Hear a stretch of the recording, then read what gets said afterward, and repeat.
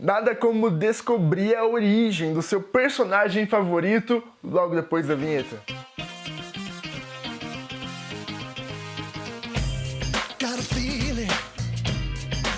E aí galera, beleza?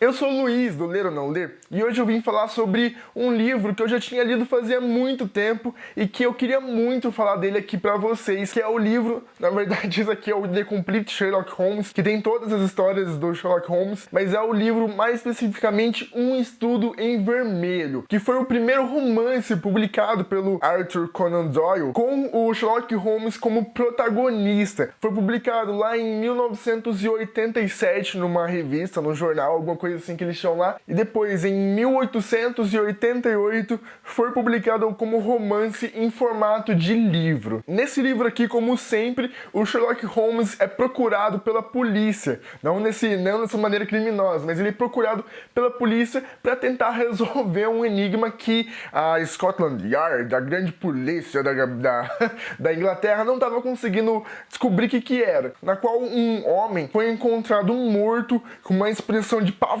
na cara, só que sem ferimentos e cercado por manchas de sangue.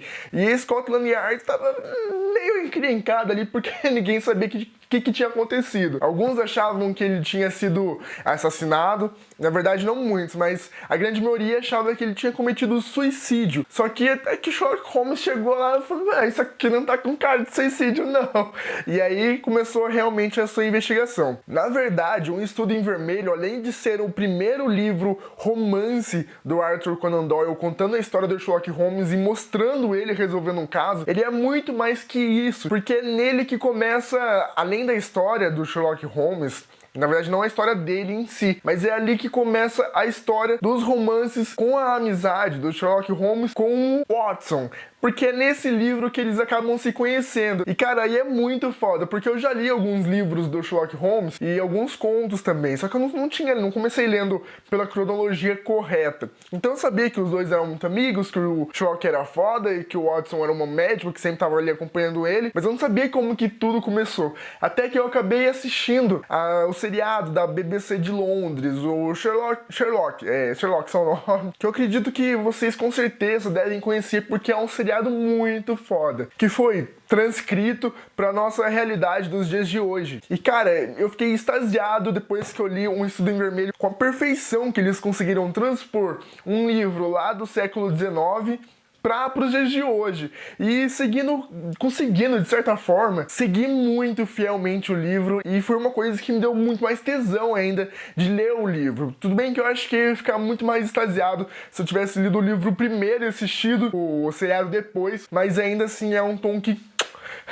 deu um tempero a mais na história. E outra coisa que me deixou muito contente lendo Um Estudo Vermelho foi que fazia muito tempo que eu não lia um thriller policial que fosse policial mesmo, mais antigo, que a gente não tivesse todos esses lances de tecnologia, esse tipo de coisa que a gente tem hoje, por exemplo, nos livros, sei lá, do Dan Brown, esse tipo de coisa. Eu acho que o último livro que eu li meio nessa pegada, assim, mais policial antigo, sabe, filme de policial antigo, foi do Clive Cussler, o Espião, que por sinal é muito bom, é um thriller policial excelente de época. E eu gosto muito desse tipo de livro, porque nessa época os caras não tinham tecnologia pra acabar desvendando tudo, tipo um CSI da vida. Meu, o Sherlock, ele ia lá com a lupa dele, ia procurando, e o interessante é que ele tinha que realmente usar a cabeça, porque como ele não tinha nenhum artefato tecnológico tão sofisticado para usar, ele tinha que pensar e realmente usar a sua arte da dedução, que é um dos pontos principais desse primeiro livro. Inclusive, acho que tem um capítulo que se chama A Arte da Dedução. E ali você começa a entender como que funciona a cabeça do Sherlock Holmes e você começa a pagar muito mais pau pra ele. Você vê que o cara é foda, velho. É um personagem muito foda e que tem que ser um gênio pra poder escrever um personagem desse tipo. Porque a quantidade de detalhes que você vai pegando no livro e vai se encaixando ali na história é surpreendente. Inclusive, a própria história é dividida em duas partes. A primeira parte, narrada pelo Watson em primeira pessoa, na qual ele conta como que ele conheceu o Sherlock, como que eles foram lá procurar apartamento, como que foi esse encontro dos dois, que é muito engraçado e muito igual o seriado, por isso que eu acho tão legal. Daí nessa parte também tem a introdução ao caso, e eles investigando, e logo no final dessa primeira parte, o Sherlock ele já resolveu o caso, e já fala, ó, o culpado é esse, você tá preso. E tudo... Eu fiquei assim, what?